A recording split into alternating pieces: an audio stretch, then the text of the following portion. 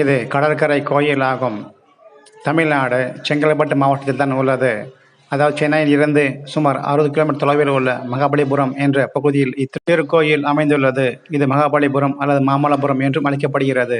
இத்திருக்கோயிலுடைய pyramid உயரம் சுமார் 60 அடி உயரம். இதனுடைய மேடை என்பது 50 அடி அகலமாகும்.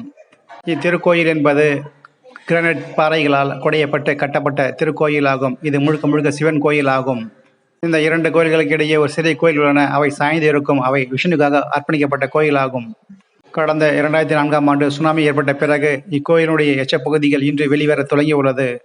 மொத்தம் 7 கோயில்கள் இருந்ததாகவும் அவை 6 கோயில்கள் நீரில் இருப்பதாக சொல்லப்படுகிறது. ஒரே ஒரு கோயில் மட்டுமே இன்று வெளி காணப்படுகிறது. இங்கு உள்ள லிங்கம் என்பது ஜோதிலிங்கம் ஆகும்.